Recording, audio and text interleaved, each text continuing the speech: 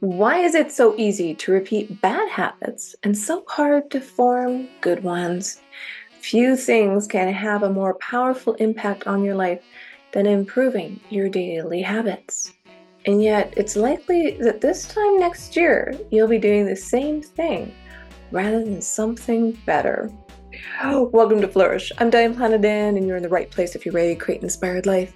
And we do so by working on our own personal development, so we can be strong role models for those we love and mentor, and strong for our personal well-being. We are on the next chapter in James Clear's best-selling book on atomic habits, and this one's all about how you identify, how your habits shape your identity, and vice versa. Changing our habits is challenging for two reasons. One, we try to change the wrong thing, and two, we try to change our habits in the wrong way. What does he mean by that? Try to change the wrong thing. Well, he says there's three layers of behavior change: the outer layer, outcomes; inner layer, process; and the inside layer, identity. So when you're working from the outside in, focusing on outcomes, and then working towards your identity, that's the wrong way to think about it. You need to think about identity-based habits. With identity-based habits, the focus is on who you wish to become. So you internalize this identity. Then you come up with the processes. We talked about systems last time, and the outcomes will take care of themselves. Outcomes, he says, are what you get. Processes are about what you do. There you have the core value in habit forming. Identity is about what you believe. So have that directional shift, and you will be able to build identity-based habits. With this approach, you start focusing on who you wish to become. Jim Rohn talked about this quite a lot. Who are you becoming? Behind every system of actions are systems of beliefs. Behavior that is incongruent with the self will not last. That's where you have to get more in alignment with your beliefs. Internalize it. It's hard to change your habits if you never change the underlying beliefs that led to your past behavior. You have a new goal and a new plan, but you haven't changed who you are. That's fascinating. The ultimate form of intrinsic motivation is when a habit becomes part of your identity. It's one thing to say, I'm the type of person who wants this. It's something very different to say, I'm the type of person who is this. The more pride you have in a particular aspect of your identity, the more motivated you will be to maintain the habits associated with it. If you're proud of how your hair looks, you'll develop all sorts of habits to care for and maintain it. Take pride in yourself, right? That is just, it's so simple, but we need reminding. He says true behavior change is identity change. You might start a habit because of motivation, but the only reason you'll stick with one is that it becomes part of your identity. Anyone can convince themselves to visit the gym or eat healthy once or twice, but if you don't shift the belief behind that behavior, then it is hard to stick with long-term changes. Improvements are only temporary until they become a part of who you are. And he gives one concept here that the goal is not to read a book. The goal is to become a reader. So fill in that blank. Who are you becoming? Are you becoming an athlete? Are you becoming a healthy person? What would a healthy person do? Ask yourself that question. Are you becoming a writer? Are you writing once a week, twice a week? Start building up. Get that evidence in your pocket. and then you start becoming it. And he goes on to say, your behaviors are usually a reflection of your identity. What you do is an indication of the type of person you believe that you are, either consciously or non-consciously, subconsciously, whatever the word might be. Doing the right thing is easy. After all, when your behavior and your identity are fully aligned, you are no longer pursuing behavior change. You are simply acting like the type of person you already believe yourself to be. And who do you believe you are? Are you always late? Why are you identifying as always being late? I'm never late.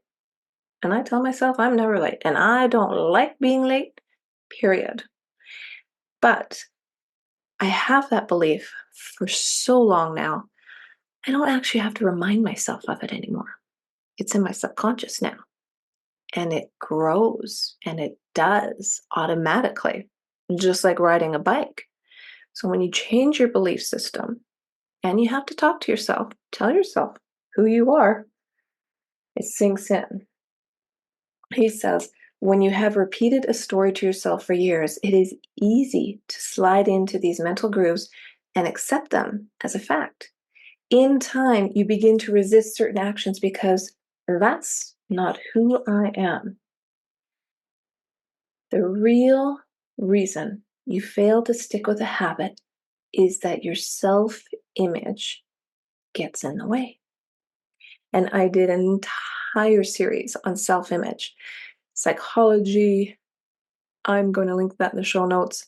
If you have to start somewhere working on yourself, it's free, it's YouTube. Hit that subscribe button. You don't want to miss this stuff. This is powerful stuff. There is a two-step process to changing your identity. 1, decide the type of person you want to be. 2, prove it to yourself with small wins. Your identity emerges out of your habits. You are not born with preset beliefs. Every belief, including those about yourself, is learned and conditioned through experience. You're not going to give up your entire being. But he says the more you repeat a behavior, the more you reinforce the identity associated with that behavior. I think gives the example in the book about how your identity is literally your repeated beingness, because it comes from a Latin phrase. So I find that quite fascinating.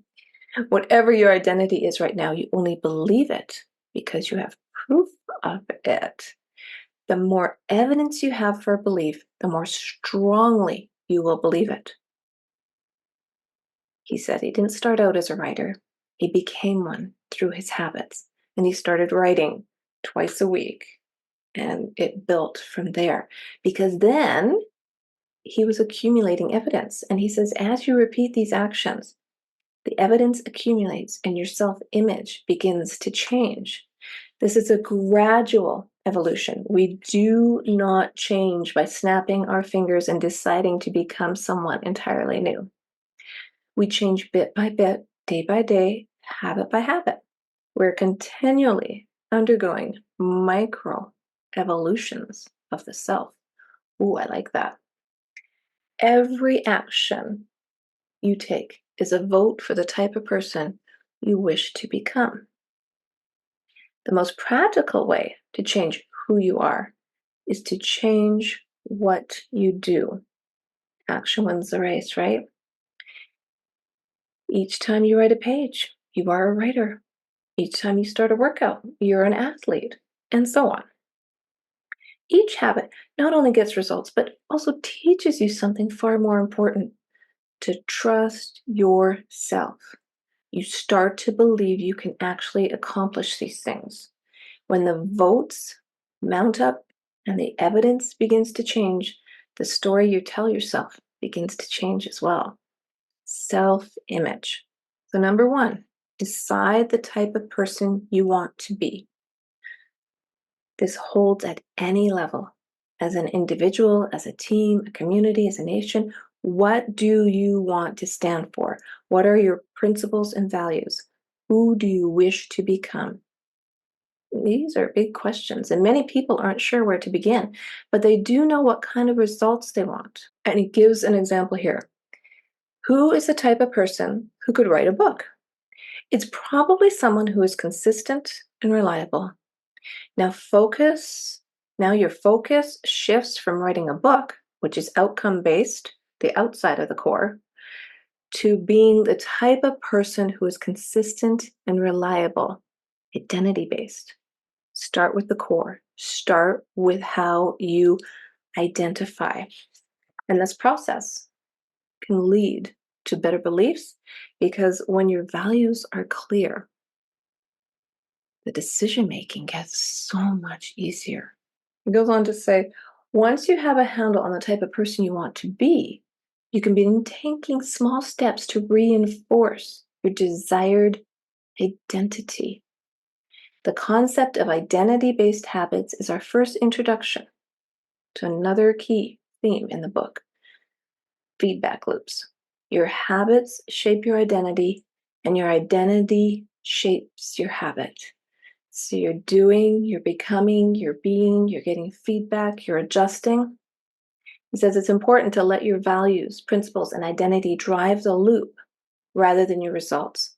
The focus should always be on becoming that type of person, not getting a particular outcome.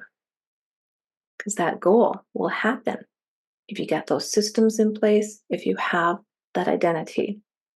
And he says the real reason habits matter is identity change is the North Star of habit change. Habits can help you achieve all of these things, but fundamentally, they are not about having something. They are about becoming someone.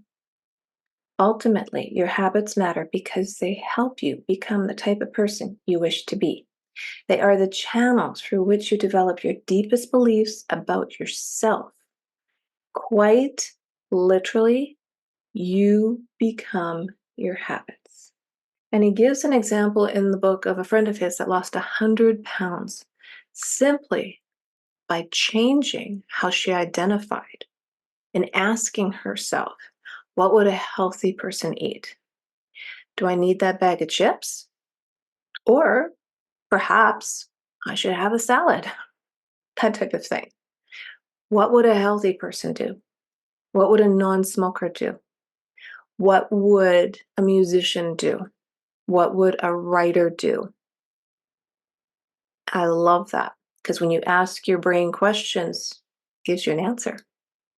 Might not be one you want to hear right at that time because you're driving by the Dairy Queen and really like a ice cream cone, but you get the idea. Ask yourself, how are you going to identify? And he includes a nice summary at the end here. There are 3 levels of change: outcome change, process change, and identity change.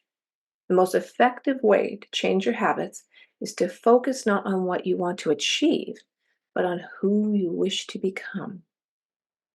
Your identity emerges out of your habits. Every action is a vote for the type of person you wish to become.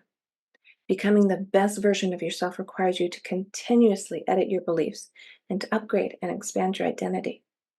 The real reason habits matter is not because they can get you better results, although they can do that, but because they can change your beliefs about yourself. Start at the core, the identity, get those processes into place, and the outcome will take care of itself. I'll see you soon, and make sure you hit that subscribe button because the next episode is about the 4 steps that are going to help you build those healthy habits. I'll see you then.